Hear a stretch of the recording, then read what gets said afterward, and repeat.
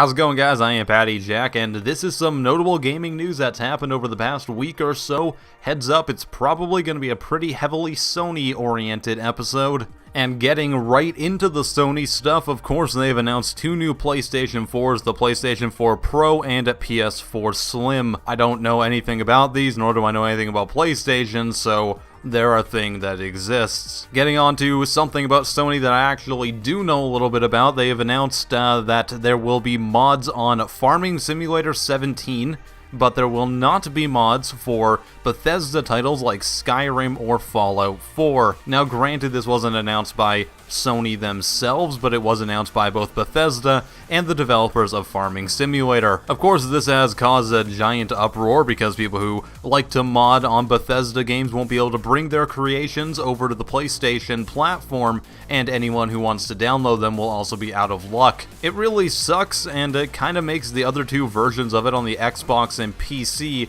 really just the superior versions of the game. Valve has gone and updated the Steam customer review system. You can now go and separate reviews based on a bunch of new different tag and search options. The most notable being the ability to switch between people who downright bought the game and people who had key activations, either receiving the product for free or possibly even review copies. And the other big change to it is that people who activate the product through a CD key will not have their review counted towards the overall review score of the product on the Steam store page. This was due to the general perception that developers could actually give away CD keys in order to influence positive votes. As someone who gets a lot of, indie games and stuff for free, that's kind of dumb, and I would love to see, my opinion actually matter and count if I play a game that I own on my Steam library. The Last Guardian has now been delayed once again. It will now come out on December 6th in the US and December 7th in Europe. It's not gonna get released, guys.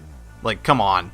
At this point, it's not, and if it is, it might be a Duke Nukem scenario. Please don't hate me, I just have a really bad feeling about this. Rumor has it that a leaked article from an unknown magazine has leaked the possibility of The Last of Us 2 being in development. There's really nothing else to go on. It's a thing that possibly exists and could be plausible, I guess. It's a good game, so hopefully there is a sequel. Recently released game Recore has very long load times on the Xbox One. At least that's apparently big enough news for Kotaku to write an entire article about it. That's great, guys. Awesome. And finally, Mass Effect Andromeda has two heroes, a brother and a sister. This is a departure from the other games in the series where you could either play as male Shepard or femme Shep.